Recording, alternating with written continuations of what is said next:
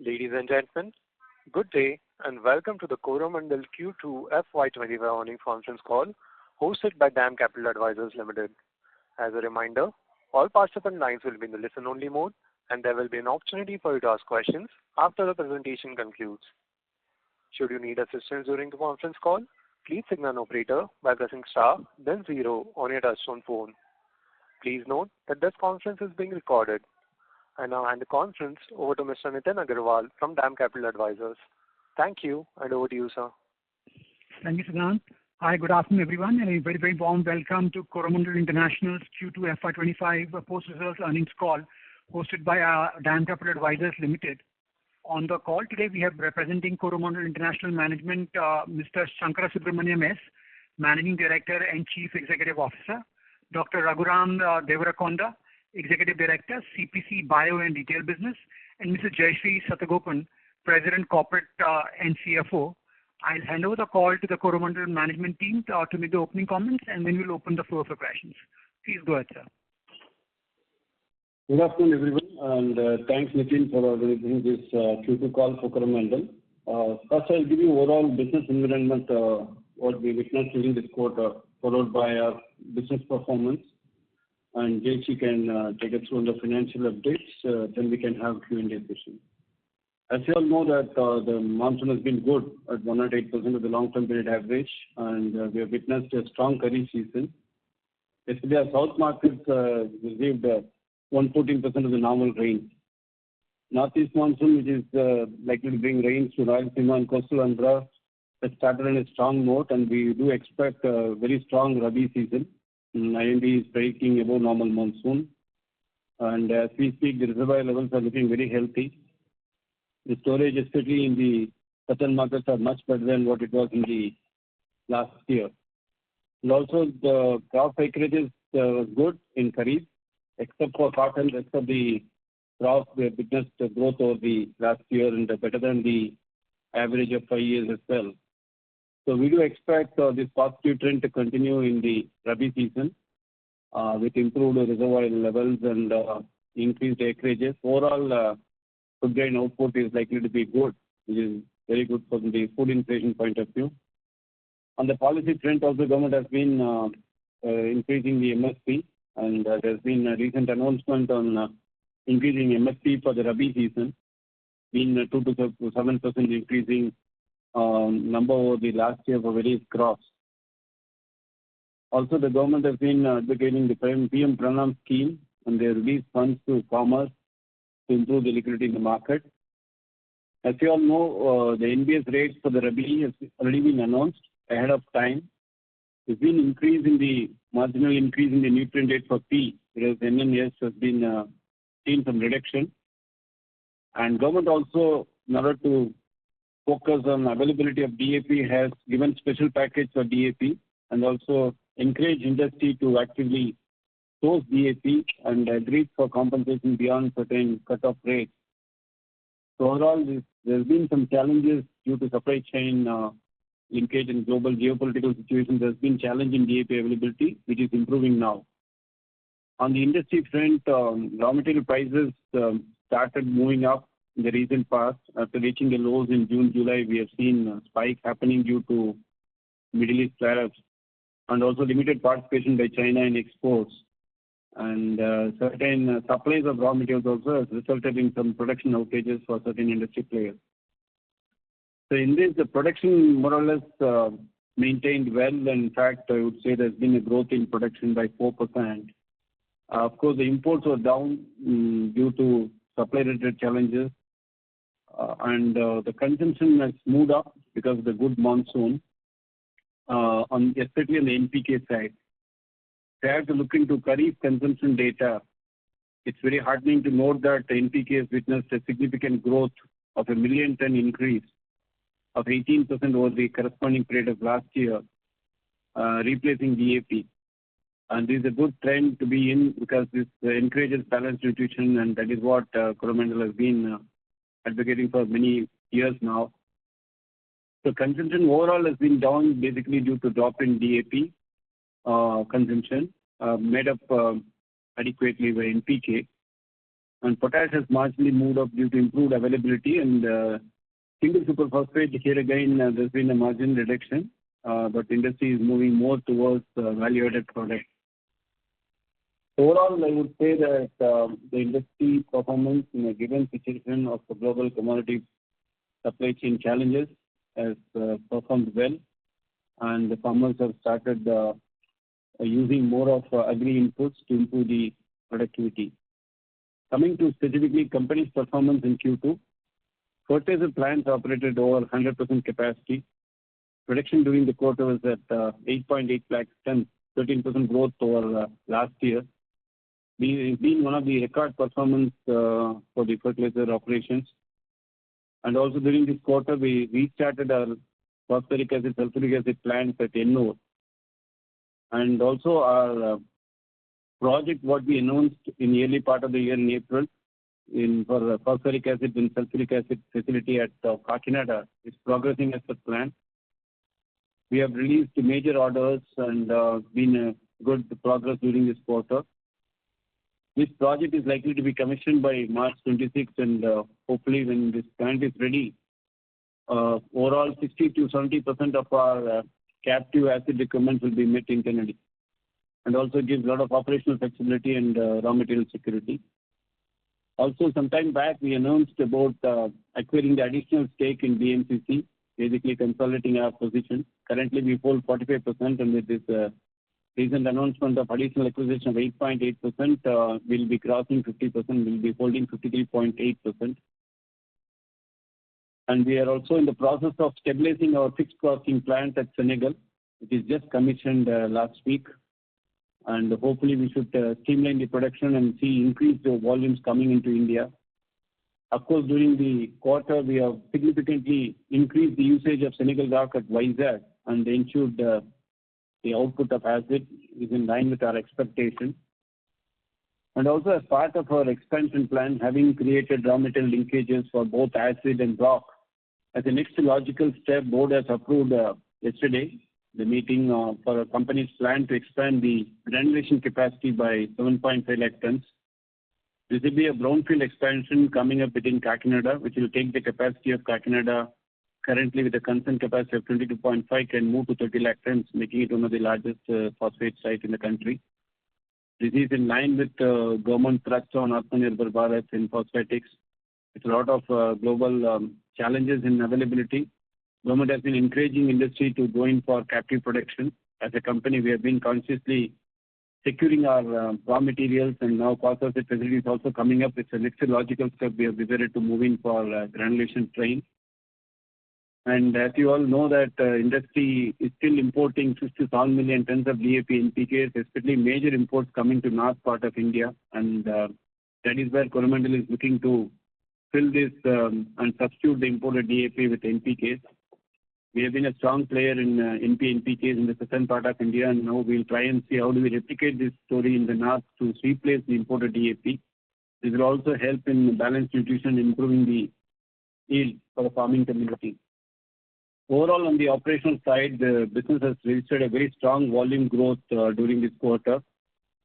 In fact, on a quarterly basis, we have done 13% volume growth over the last year, and also 7% on an half-yearly basis. And on a half-yearly basis, we have reached 21.5 lakh tons, which is one of the record sales volume we have done in the recent past. On the consumption basis also, our market share has gone up for the quarter.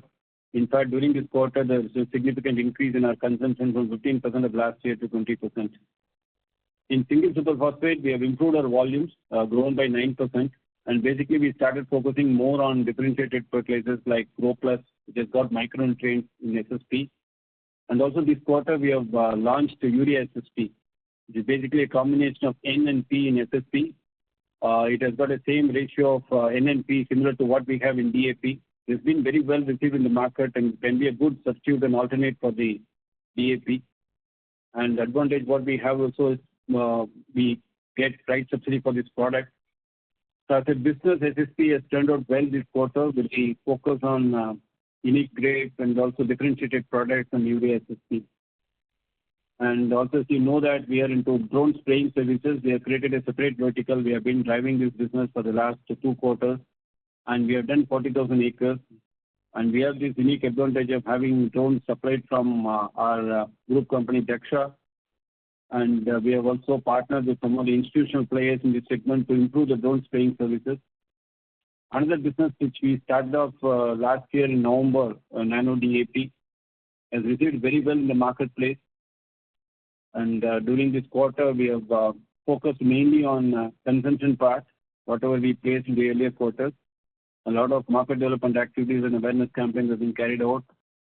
We have engaged with various research institutes in terms of improving and ensuring that this product brings in desired impact for the farmers in terms of replacing DAP. Slowly the awareness is coming in, and we are getting good response, especially for the crops with higher foliage. And government has also been giving trust to this product as a good alternative to DAP. So we'll be scaling up these volumes, and we have created the state-of-the-art plant in Kakinada, and hopefully we should do better in the coming quarter. On the specialty fertilizers, I think volumes have grown compared to last year, and we have done very well on the sulfur segment. Especially states like Karnataka and Maharashtra, we have performed very well on the specialty nutrients category, and we are also in the process of establishing additional capacity for sulfur, which will be coming up by end of Q3. Overall, the nutrient business has done very well in the given situation of volatile commodity prices. We are able to focus on our own unique grades and give thrust to the business. On the crop protection, which had soft quarters in the last year, has really played out well during this quarter. The business has improved on top line as well as on the profitability. The margins have moved up, and especially in the formulation business segment, there has been a volume growth of more than 20% in the domestic formulation, thanks to the new formulations we have introduced during this half year. They're all performing very well, really well in the marketplace, and we continue to work with innovators to bring such new products to improve our formulation business in India. And also, thanks to the positive response to mancozeb demand in the global markets, there's been a considerable uptick in volumes, and exports have grown by 10%. Been good revival in demand for mancozeb, and in anticipating this, we are also trying to see whether we can increase our capacities to meet the market requirement. This buoyancy in mancozeb demand is likely to sustain for the coming quarters as well. As you all know, in yesterday's board meeting, the board has also approved putting up a multi-purpose plant at Ankleshwar. This again a brownfield expansion we are looking to put up for fungicide plants, which are recently off-patent molecules. We'll be the first one to get into this product. In terms of volume in this segment, but they are high value and generate a good amount of top line, and be focusing in Latin American markets as well as formulations for the domestic market. We'll be investing 170 crores in this plant, which will take 18 months to come in, and parallelly we are working on product registrations as well as scaling up volumes in the period to come. This will also help us to understand new chemistries and bring in new process technologies, which will help us to attract other CDMO players who are looking to tie up with us. So this will be a good start on the CDMO opportunity, which we have been talking about for the few quarters now. So we'll continue to engage on this prospective discussions with innovators, and we'll continue to focus on R&D trials to come up with a new set of molecules. And this investment of multi-purpose plant is the beginning, and we need to add some more in the days to come to see that we grow this crop protection business on a faster pace. On bioproducts, where we are one of the largest player, only player in the neem-based biopesticides, we are trying to diversify this segment, and we could improve our sourcing capability to set up the new systems to handle the neem seeds, and we could source neem at a competitive price, which will help us to have some visibility on the margin structures in the coming quarters. The retail, where we have significant presence in the southern market, being one of the largest player in the agri-rural retail chain,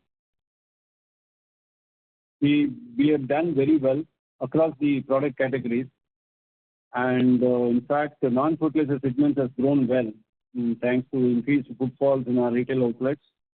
We also opened 45 new stores during this quarter. Retail is a way for us to expand and improve the business. In fact, we have seen that whatever new products we are introducing in various business segments, retail could scale up the volumes and go to market much better than the trade channel. In fact, they are also launching this Nano DAP and they visit very well, good response, and the direct connect with customers is really helpful to understand the cycle of the customer and ensure that we position the products well. So overall, across all the business verticals, the business has done well. And while in terms of the overall profitability may be marginally lower than last year, but in terms of the sequential performance over the previous quarters, we have grown both on top line and as well as bottom line. And the Q2 performance is also better than our street expectations. I would now request Jayashree to take us through the financial performance, and then we can have Q&A later. Good afternoon, everyone. And thanks, Shankar. The financial performance for the quarter and a half year is as below. As far as the turnover is concerned, the company recorded a consolidated total income of rupees 7,498 crores during the quarter and rupees 12,281 crores during the half year, vis-a-vis the corresponding period of rupees 7,033 crores and 12,771 crores respectively. This marks a growth of 7% for the quarter and a degrowth of 4% for the half year. The decrease in revenues is mainly on account of drop in subsidy rates in the fertilizer business as compared to the last year. Subsidy business's share in revenue stands at 84% during the quarter and 83% for the half year. During the previous year, it was 84% for quarter and 85% for the half year. On profitability, the consolidated EBITDA for the quarter was rupees 975 crores as against 1,059 crores in the previous year. For the half year, it was rupees 1,481 crores vis-a-vis rupees 1,768 crores during the previous year. Subsidy business's share in EBITDA stands at 73% during the quarter and 72% for the half year. Corresponding numbers of the previous year was at 81% and 82% respectively. Net profit after tax for the quarter was rupees 659 crores in comparison to rupees 755 crores for the corresponding quarter last year and rupees 968 crores for the half year as against rupees 1,249 crores in the previous year. As far as subsidy is concerned, during this quarter, the company has received rupees 2,868 crores towards subsidy claims. In the previous year, this amount was 4,243 crores. For the half year ended, the company received rupees 3,855 crores as subsidy. In the previous year, the corresponding numbers were 6,312 crores. Subsidy outstanding as on 30th September 2023 was 1,714 crores. In the previous year, this number was 1,497 crores. The company had closed the quarter with a net cash, which is including the deposits, mutual fund investments, of rupees 4,214 crores, and it is focused on improving the working capital levels to further enhance the net cash position. As far as the forex is concerned, recently we have seen the rupee depreciating. Coromandel continued to maintain a conservative position and hedged its exposure accordingly.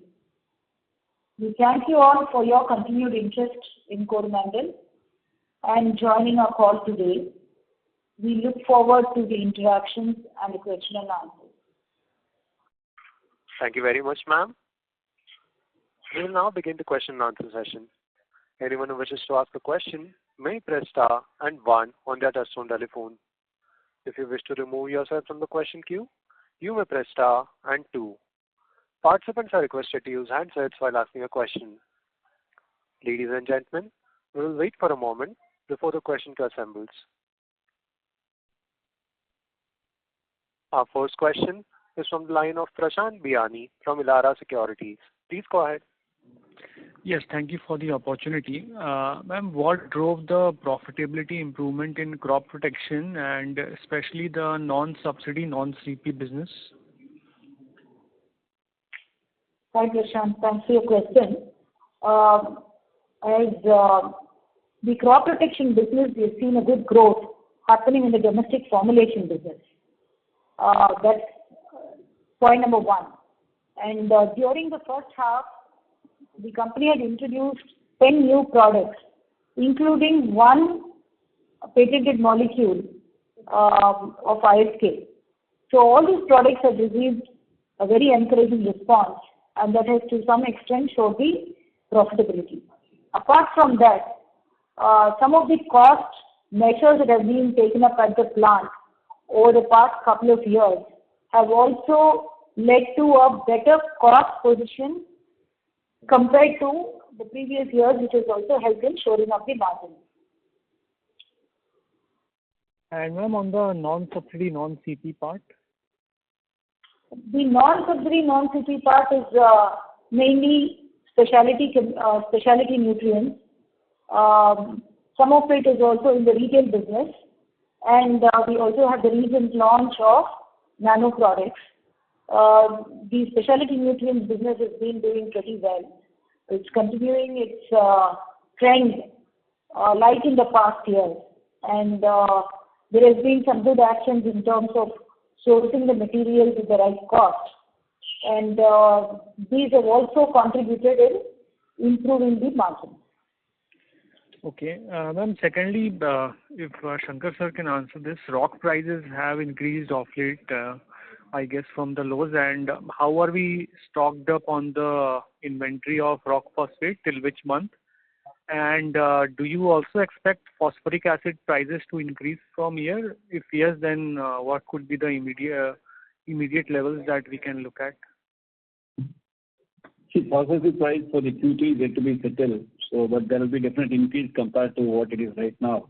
Because you know the DAP prices have moved up, and generally these prices do move in tandem with the DAP. But other input prices have gone up, so industry is negotiating to get better rates, but there will be increase over the previous quarter. In terms of the rock prices, the advantage what Coromandel has got in terms of access to mines and understanding the cost structure and increasing the supplies from Senegal is helping us to manage better in terms of our rock sourcing. We always ensure that we cover for the 3 to 4 months ahead, considering the sailing time and also the challenges what we have in the geopolitical situation. We cover up ahead of time, and to that extent, always we have a positive carry on strategic materials like rock phosphate.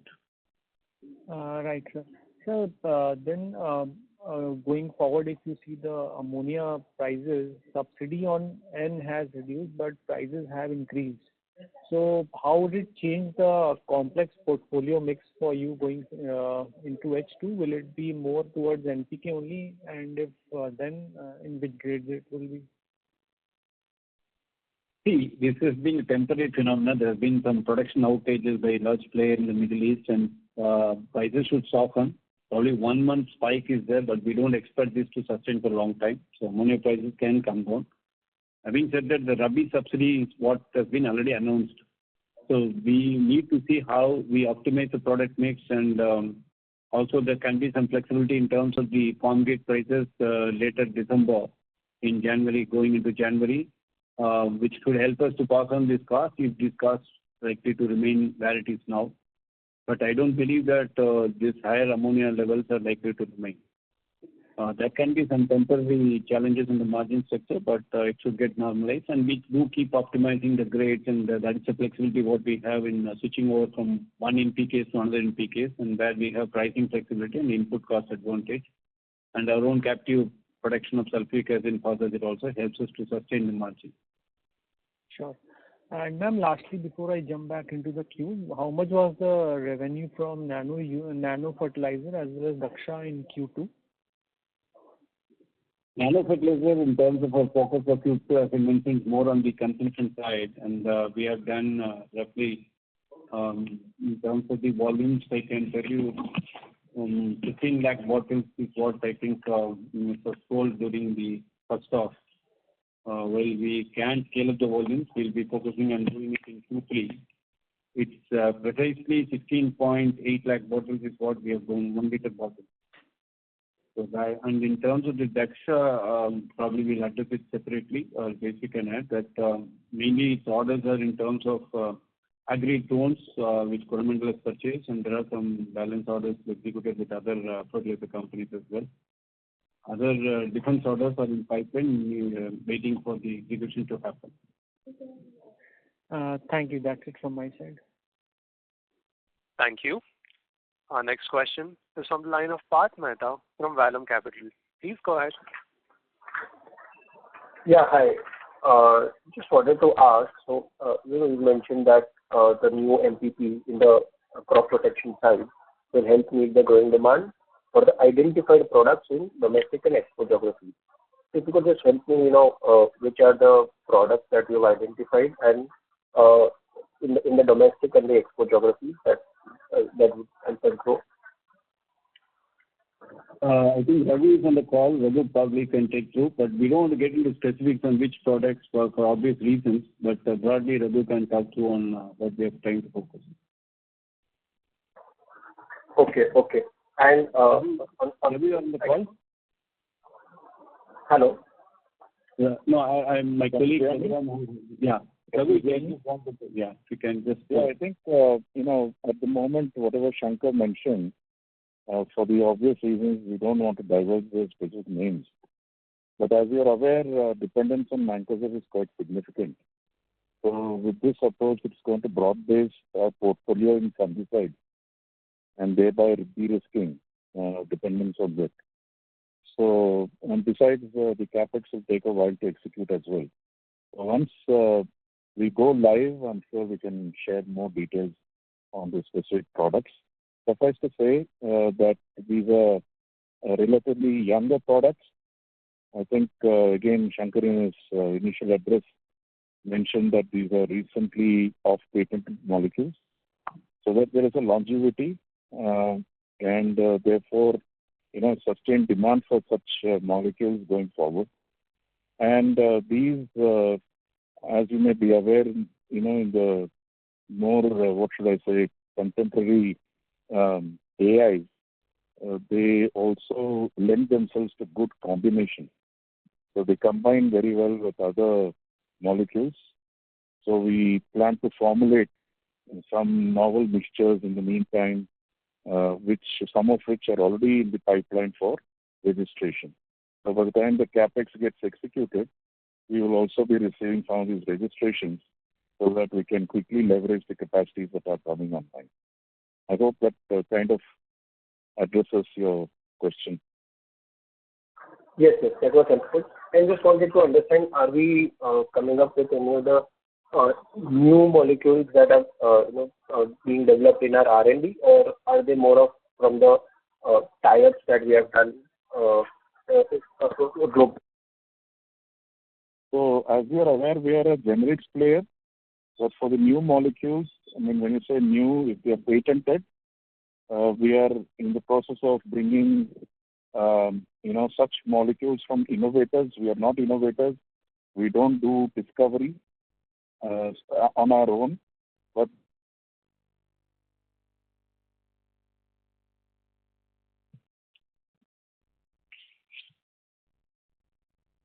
Hello, Raghu sir. so there are plans for bringing in patented molecules through our distribution channel globally. Okay, great. Just last one, if you can help me, how is the Chinese molecules faring out right now in the export markets, and how is the situation globally in terms of volumes or pricing? Yeah, at the moment, the prices have bottomed out is the general sentiment globally, and the expectation is that they will start going up sometime middle of next year, that is the calendar year. So, these prices we believe are not sustainable for too long, because the Chinese would also like to recover whatever they have invested in. So the because of the previous, as you may be aware, there was a glut in the system, the inventory in the pipeline, as well as there was a drop in the commodity prices in Brazil for soybean, cotton, and so on, which kind of reduced the growers, willingness to spend money on additional space. So all of those are easing up. Particularly the inventory is nearly gone. The excess capacities will continue to haunt. Maybe the smaller players, the marginal players would have been pushed out. So the total available capacity might have shrunk. And thirdly, the commodity prices are also expected to go up. So all the three factors that led to a significant price drop are now easing off. So that should eventually lead to improvement in prices. So this is what we understand of the scenario as far as the Chinese players are concerned in the market. Okay, great. Thanks. That's helpful. Thank you. Before we take our next question, we would like to remind participants that you may press star and 1 to ask a question. Our next question is on the line of Vishnu Kumar from Avendus Spark. Please go ahead.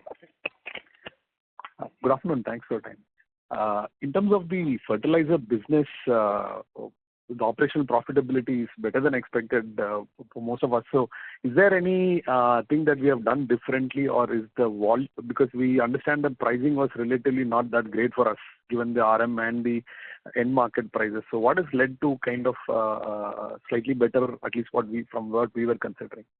Is it any operational costs or mix? Any help would be great. See, so you're aware that last year we commissioned sulfuric acid plant, and that's been very timed and very helpful. When the global sulfuric acid prices went up, we could produce sulfuric acid at a much lower price. And also the power generation, what we envisaged, we could operate our turbines at full capacity, and that has significantly reduced the conversion cost. So our ability to scale up the projects to 100% plus capacity, improve operational efficiencies, ensuring that the intermediates like phosphoric acid, where we capture the value addition, we operate at full capacity, and the timing of our raw material purchases and the type of rock what we use and the sources of acid we use is completely different. We have product flexibility in terms of optimizing the NPK mix depending on the subsidy and the market price, ability to source and use different type of raw materials, whether it's rock or acid, and our intermediate capacity is helping us to generate power and also alternate water source like RO plant which we put up last year. All this has been helpful to manage this sort of a volatility in commodity prices and come back with the margins. Had the commodity prices have been stable, our numbers would have been much more healthier than what we are reporting now. Got it. How much would probably be a structural cost savings for us, like as you sir mentioned on the power and the RO and water? Others I understand can move up and down. So how much could be a structural cost savings that we are going forward we should see? See, sulfuric acid alone can potentially give us close to 160-170 crores per annum, both in terms of the delta between the imported sulfuric acid price and our cost of production and the power generation. So off year will be somewhere between 40-45 crores, and that can get doubled. It's not only helping us in bringing down the cost, but also in terms of the environmental norms. We are one of the world-class facility with norms much less than the global standards. Understood, sir. Sir, also on the, you mentioned that this quarter, or rather we have seen on the curves that the DAP consumption has been markedly lower and NPK has probably come up well. Is it this is because of the profitability for traders was very low, or since from a import replacement angle, government would probably want us to probably import lesser DAP, so should we see structurally this is going to be a theme for, so DAP will go down? Is this a more of a short-term issue, or like we'll bounce back and DAP will come back? No, absolutely. In fact, it looks to me a structural shift which is happening, especially in the north markets, which are predominantly using DAP for many years. To some extent, the shortfall in the availability has also helped the people to try out the NP grades like 2020 as well as NPK grades. And government also encourages balanced nutrition, and it's a combination of multiple things. Lack of availability, making people to look for alternates, and that has helped in improving the volume of NPK fertilizers by 1 million ton. And there has been a general increase over the last 4 years in terms of the share of NPKs versus DAP in the overall phosphatics. This augurs well, and this helps in multiple nutrients. In fact, as a company like Coromandel, we are not only focusing on primary nutrients in NPK, but also trying to see whether we can add secondary nutrients like boron, zinc, and come up with unique grades. So more and more, I think the industry should move towards customized fertilizers. That's what our approach would be, to ensure balanced nutrition, improve productivity for the farmers. And government is also supporting such a shift. This 0.75 million ton of capacity, when are we likely to have it, in terms of commercial sales, when should we begin? And in the interim, to capture the market before we launch the product, are we going to do additional marketing, and how should we see the approach from now to when the plant comes in? A good question. The plant will take 2 years to come in, and rightfully we can't be waiting for the capacity to come in and start selling. In fact, currently our volumes could have been much better had we have additional production. We are operating at 100% capacity. We are supplementing it with imports, but our imports are predominantly on DAP. In fact, currently our sale volumes are much higher than what we produce.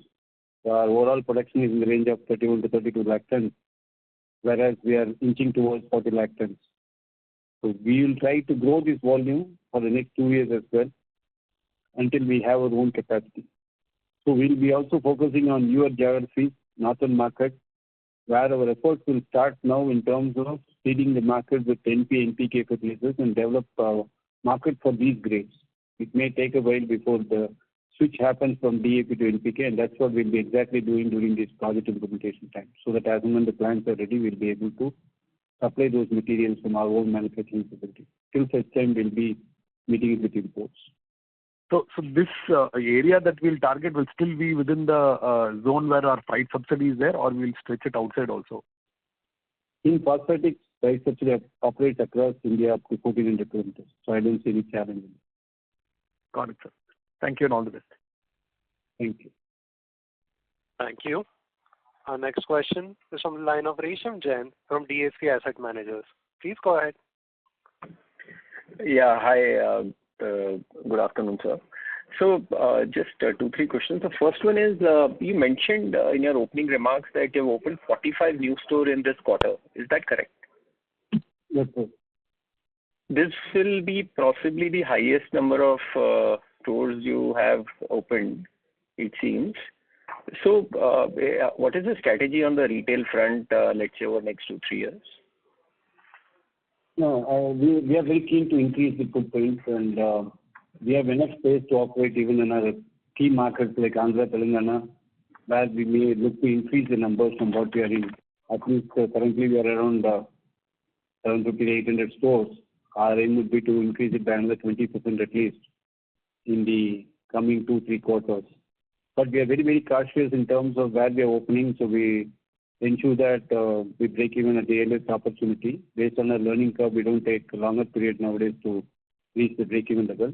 So our choice of location and the product segments and categories will play an important role. Our aim is to scale up the volumes, not only to certain markets, but also look at pan-India.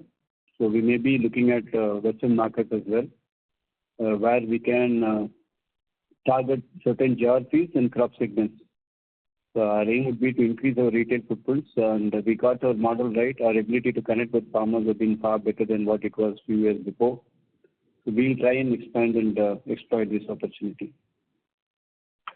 So, sir, from number perspective, the 750, 800 stores can go to what number, let's say, next 3 years?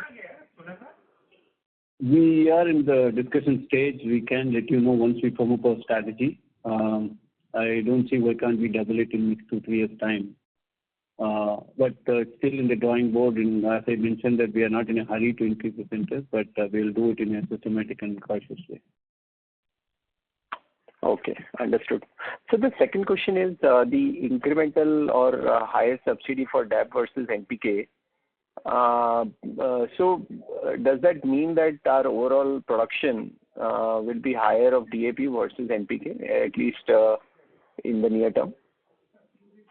As a company, we have been focusing on NPK productions, and the import DAP will continue this strategy. Okay, despite higher subsidy for DAP, that doesn't change anything from your overall production mix perspective. Yeah, but additional compensation DAP is helping to manage the gap between the subsidy and MRP versus the cost.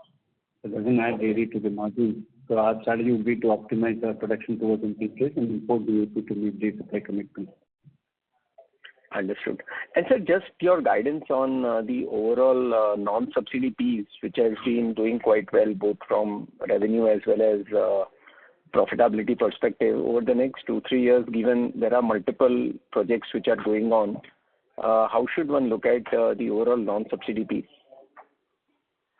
So crop protection is one area where, as Raghu mentioned, that we missed out in terms of the market growth because of the time gestation period involved in terms of putting up a facility and product registration. So a lot of efforts have gone in the last 2-3 years in identifying the new molecules, and a lot of R&D trials have happened. So hopefully we will be releasing every year some new products. So you have seen this year we have done some formulation products which have increased the domestic formulation sales. We are also looking to introduce new elimination molecules to reduce our dependency on mancozeb and increase our presence in Latin American markets. So we'll be driving our focus on CPC to capture as much as possible, both in the domestic and global markets. And specialty nutrients been growing steadily. We have been improving our top line by 10%, and the EBITDA has been consistently growing. And that is one category we will try and see how best we can improve. And single superphosphate, which we don't talk much, but we have been consistently growing on volumes and bringing in value-added products, and capacities have been growing up. So while it is also part of the subsidy business, but we have changed this overall approach to this business, and that is turning out very well for us in terms of unique rates, volumes, and improved margins and profitability.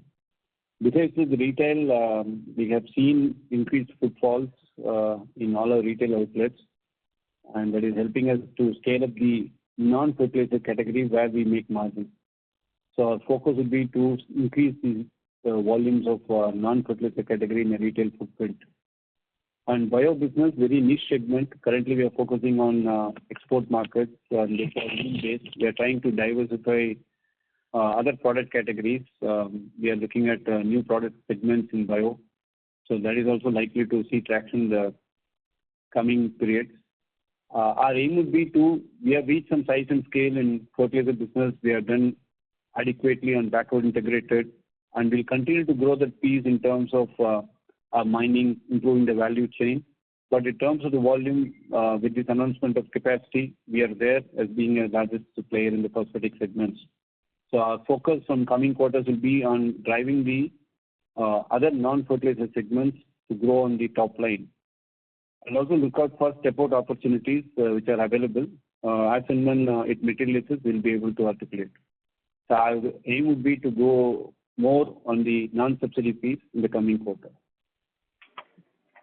Okay, sir. Thanks for the detailed answer. All the best. Thank you. Thank you. Our next question is from the line of Bharat Seth from Quest Investment. Please go ahead. Hi, good afternoon, Shankar and Jayashree, and thanks for the opportunity.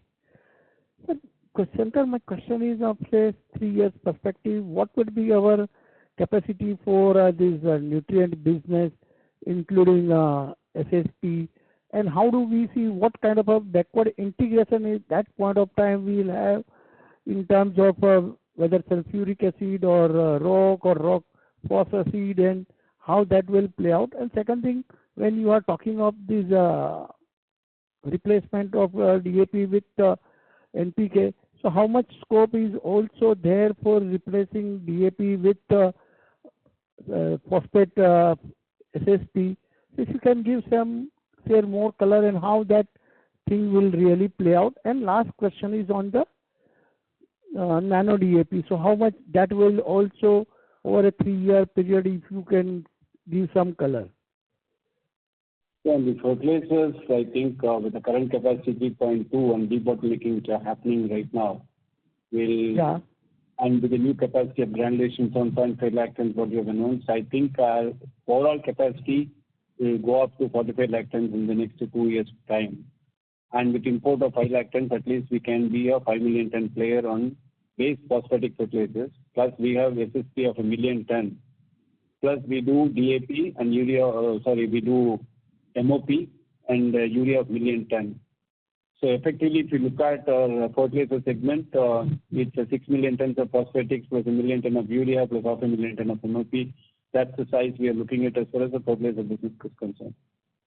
And in terms of nano, as I mentioned that we are not in a hurry. We are actually ensuring that the farmers understand the product and they come back and they use it as a replacement, not as an add-on. And we are doing the brand promotion and channel engagement, and we are doing it at large scale pan India. Definitely, we see the promising future for nano, not only in India, but we are looking at export opportunities. A lot of inquiries have come from Latin American markets, and we can scale up our volumes, and it's a good business segment to be in, supplementing our specialty fertilizers, which we have grown over a period of time. I don't remember what is your third question actually. One is on the fertilizer. So what kind of backward integration that will have? I mean, once we reach this NPK capacity or this DAP capacity of, say, with this expansion, how much of backward integration will have? I think we will be close to 60% of the total intermediate capacity requirement, and we keep some imports to trade off because there are always opportunities available to buy at low price, and especially products like sulfuric acid. So we may not go in for 100%, and phosphoric acid, at least you can say that it will be 60% of the total requirement will be backward integrating. In terms of rock, we will see how it goes with the current mining which is happening. If there are other opportunities comes in, it's always because we are largest consumer of rock. And with the expansion of phosphoric acid plant at Kakinada, requirement will be in the range of 2 to 2.5 million tons, and our aim will be to see how best we can increase our mining operations. Once we are successful with the current mines what we are in, we may also look at increasing our mining presence also. So that will be our overall game plan, but as of now, we are quite comfortable with the capacities what we have for intermediate.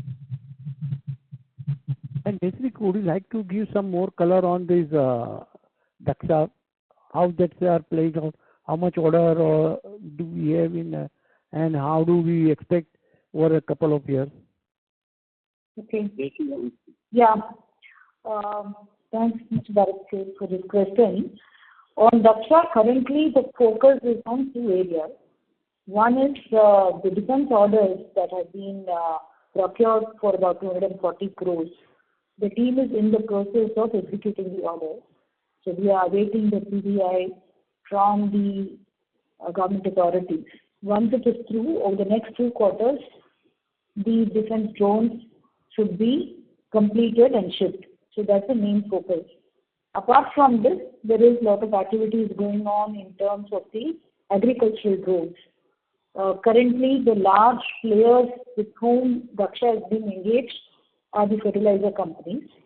The new team members have been recruited both for sales and service so that they can work along with the other major agrochemical companies as well to see how we can get some agriculture-related orders. There's also work going on with the government in this respect because the drone scheme also will come into play as we expect during the later part of this year. While all of these is happening on the execution front, the team continues to participate in some of the other newer drone development through the R&D team. So that work is also parallelly happening. So in the next 2 to 3 years, depending upon the execution of these orders, Daksha should be able to garner more orders to come from the defense. The R&D work that is happening on the newer drones as well as improvements in the agricultural drones should also help it to consolidate and get better. And last question on, say, since we are sitting 4,000 plus crore kind of a net cash, so what will be our capital allocation, including for Daksha, additional investment, then other facility? So if you can share more color.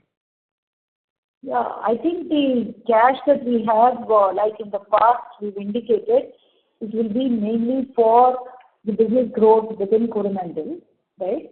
So each of the businesses come with their own proposal for the growth. You would have also seen that in this board meeting, there has been a sizable capital that has been approved by the board for both nutrients as well as crop protection business. If there are opportunities that are there, either in the code or adjacencies or any step outs, some of these cash that is being built up will be appropriately used. All of it depends upon how strategic is it, what are going to be some of the financial parameters that it meets up with. So that has been the norm with which we've been looking into allocating the capital. On the same front, if there are interesting opportunities like we had Daksha coming up in the past or BMTC related investments that has happened in last 2 years, those also could be funded through this pool of surplus that has been accumulated. So how much revised capex for this year, next year, and for 27 do we have in plan? So this year we are more or less in line with what has been estimated and indicated to you all. The main capex for this year has been this sulfuric acid and the phosphoric acid plant of 1,000+ crores, which has been announced at Kakinada. So that spans over a period of couple of years until March 2026. Similarly, the two major capex programs that have currently been announced will also go for the next 2-year period. As Shankar was also mentioning, there are a lot of projects that the teams are looking into to see how we can accelerate some of the growth initiatives within the company. And as we roll up the business plan for the year, I'm sure that we will come up with some more interesting proposals and subsequently taking the management and the board approvals, we will be happy to share it with all of you. Thank you, and all the best, both everyone. Thank you. Thank you. Our next question is from the line of Prashant Biyani from Elara Securities. Please go ahead. Yeah, Shankar sir, the point that you outlined regarding capacity of say 4.5 million ton and import of 5 lakh ton. So where would we be seeding or selling these volumes? Would it be in our core and periphery markets? And how much volumes do we do right now, say in north and regions around north? And where could that volumes be in the next 5 years?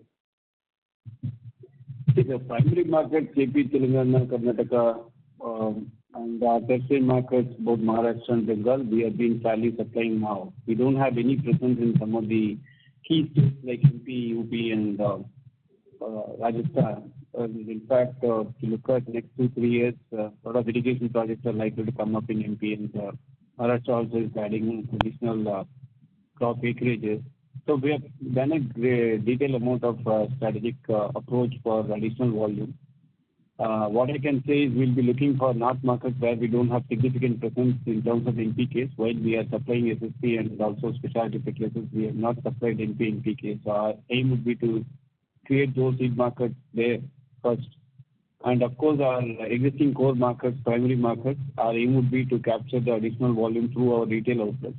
As I mentioned earlier, that we'll be increasing our footprints in the key markets.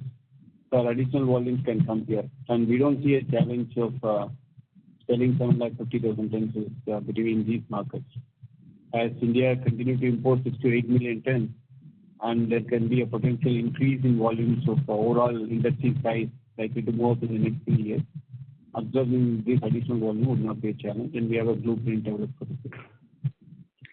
And sir, do we have fertilizer business presence right now in UP or Rajasthan side to make the market ready for our large volumes in 2-3 years? We have a significant presence in SSP. We are promoting value-added products there. We have presence through specialty fertilizers, of course, crop protection. We have separate teams selling there. And with Nano being a pan-India operation, and we have presence in northern markets. So I think as a company, we'll be moving towards more of a pan-India player for nutrients. Rather than looking at the key south markets, we look at pan-India operations with a complete range of product portfolio right from SSP to DAP and Nano and specialty fertilizers. the whole market is available for us. So that's the way we will look at and try to expand our volume. Right. And where do we stand in terms of latest business developments in Spec Chem or CDMO, if anyone can answer that? CDMO, we have been evaluating some opportunities, and our initiative on multipurpose plant is also a step in the direction to see how we can showcase our capabilities which can help in attracting the innovators. And Spec Chem, we are again in the drawing board in terms of looking at the key segments where we want to go in. And probably once that fine print emerges in the next 2 quarters, we should be able to articulate our strategy much more sharper. All right. Thank you. That's it from my side. Thank you. Our next question is from the line of Ranjit from IIFL Securities. Please go ahead. Yeah, hi sir. Thank you for taking my question. The first question is on the MPP capex. So I believe this, since you have commented this is the recently operated products, I believe it will be SDHIs. The question is, how far would we be backward integrated into this, or we are only going to target the manufacturing of technicals and would be importing the intermediates? Do you want to address that? So as an approach to the manufacturing, obviously cost efficiencies are something that we need to keep in mind. So the backward integration is still a point where we have significantly many suppliers for the key starting material. So that is how far we go, and that depends on the molecule that we are planning to manufacture or the set of molecules in the multi-product plant. So depending on the molecule, we have figured out up to which point we need to backwardly integrate. We can't go right up to the end. There is no need also, because that's going to inflate the capex significantly. So we have planned it in such a way that we will be able to source in an effective manner and then process the material to make it technically AI.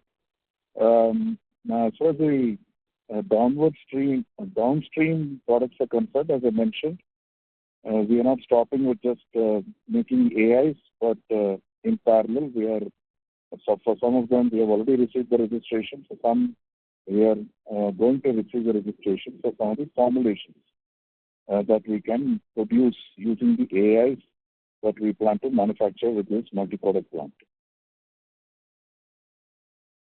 Both backward and forward, we are putting in the effort to extract maximum value out of it. Right, sir. Thank you. Second question is to Shankar sir. In the last call, you had kind of mentioned a couple of plans. One is what we have seen the board approving on the capex front. You would also had mentioned branching out of fertilizers and pouring into related chemistries. So is there any progress on that front, and by when can we expect an announcement on that front? Thank you. As I told last time, we have now committed our granulation project.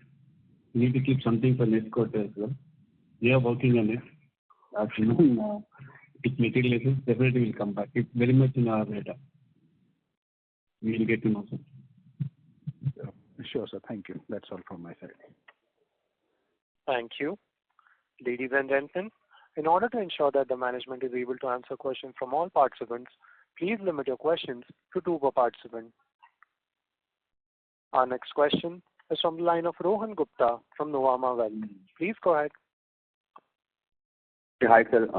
Good afternoon. Thanks for the opportunity and congratulations on this set of numbers. Shankar sir, you mentioned that almost in next 2 years, you plan to definitely overall complex fertilizer to 4.5 million ton, another trading and even further in SSP and urea, MOP trading and all that. I think that you have always been mentioning that the fertilizer margins you have always been targeting with a close to 5,000 to 6,000 rupees per ton. That gives a clear picture about the fertilizer business over next 2 years.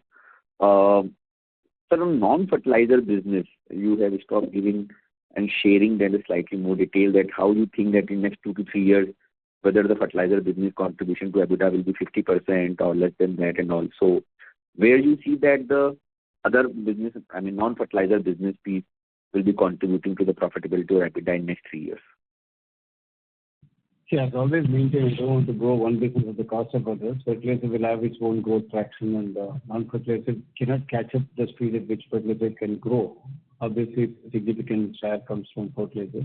But a lot of efforts have been taken in the last year and also going on now. Prabhu has been driving the new products, been engaging with various innovators. So I think the real growth in CPC is yet to play out. And our decision to invest in the Chinese prices at the lowest, you can see our interest on growing this crop protection business. Definitely, you will continue to see the volume growth happening in crop protection. Many of the actions what we have initiated last year will start yielding results, and we have a pipeline of new products coming in. See, with the current range of molecules what we have, whatever we are doing the best both in terms of top line and the bottom line. If we have to do it, it can be through inorganic or it has to be through organic. Organic takes its own time, and that's what we are focusing on now. And as and when any opportunity comes to grow inorganically, we may even look at that. It's very difficult for me to put the timeline and the time frame by which we will increase the share to 50%. All our efforts and investments and strategies will be to increase the balance towards non-subsidy business. As and when we get clarity and then we may do investments, we'll definitely share that at a perfect time. Also, sir, with the government focus on some non-supportive policy on policy front on fertilizers, do you see that there is a need in future that you have to demerge this business because of the working capital related challenges and the interest cost portion where the government wanted to cap the profitability? So you see that to benefit from that, I mean, you need to leverage the balance sheet while the company itself is generating solid cash flows. So do you see that you have to demerge the fertilizer business to be the part of the, I mean, to benefit from the government policies in future? Any such restructuring will be to only create shareholders value. It can be based on any policies or any current regulations. We need to see as we go along. And government always encourages integrated play, and they have been encouraging industry to go in for backward integration. So I think they also support in terms of ensuring that the incremental margins are retained in the business and reinvested in the business and grow the capacity. So we'll be continuously engaging with government. That may not be the reason for why we need to do restructuring. If there is a value creation opportunity for the shareholders, then we will look at it, but not from the policy point of view. That's it from my side, sir. Thank you so much. Thank you. Ladies and gentlemen, in order to ensure that the management is able to address questions from all participants, please limit your questions to one per participant. Our next question is from the line of Sumant Kumar from Motilal Oswal. Please go ahead. Yeah, hi. Last year we talked about that 1,000 crore capex in crop protection. So can you talk about the timeline of the capitalization of the asset and the commencement?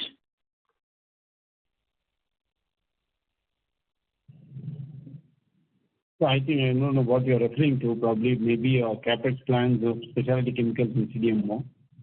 I think I've answered you there in terms of working progress. Going back to the drawing board in terms of identifying the segments in which we want to operate in specialty chemicals. And in terms of CDMO, it's a long-term process. We are engaging with various potential innovators and partners. It will take some time. So as soon as materializes, we do share it. But our investment will be based on after summing up and identifying right partners. We may not do upfront investment. So the technical plant also will take time? See, we are making a beginning now. This multipurpose plant, what we are doing has got potential to add another line in the same civil structure. So like that, we may be, as and when we get some visibilities, they are in discussion stage at various stages of CDMO engagement. We will not be able to disclose at this point of time. Once, as and when they also do give us time to come up with the facility and the product registration, we may do it and take up the investment as and when we sign up the commercials with the potential partners. Okay. Thank you. Thank you. Our next question is from the line of Himanshu Binani from Anand Rathi. Please go ahead. Thank you, sir, for taking my question. Good day and happy festive season to the management. So, sir, I have two questions. One is on the share of the unique rates to the overall volume. So, what has been the share basically for the second quarter? And the second question was largely around that since we have been like backward integrating for quite some time, and that has been like able to reap benefits, and going forward also with the kind of like cost savings which we have outlined, particularly from the sulfuric acid as well as from the phosphate plant, and the energy savings also. So I do understand that yes, the RM prices globally has been like volatile as well as the subsidies from the government. So the question was like, how do we see the EBITDA pattern moving? So our guidance has been somewhere around the 4,500 to 5,000 rupees per ton. So do we see that it should like increase going forward? So how should one actually look into this? Thank you. Yeah, the sustainable EBITDA, the range what you are indicating, we are quite comfortable with that. And the reason being that our improved value addition and increased intermediate capacities is helping us to sustain this margin in spite of huge volatility in the global commodity prices. We are able to absorb the price shock and challenges and subsidies and able to come up with this number is because of our increased share of captive manufacturing of both phosphate and sulfuric acid. If the environment improves, definitely the margins will also go up. But as I mentioned earlier, but for this challenges in commodity prices, our margins would have been much higher than what it is now.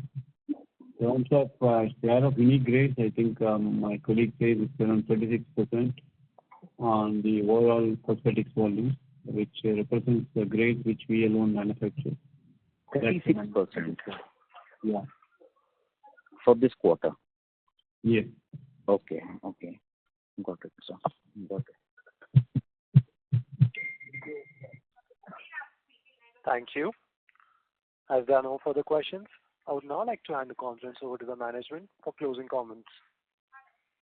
So thank you very much. Thank you for your insightful questions. Very helpful, and definitely we look forward to such fruitful interaction which helps us to sharpen our thinking as we go to build this business. Thank you very much for your interest in Coromandel. Thank you all and wish you a very happy Diwali. Happy Diwali to everyone. Thank you.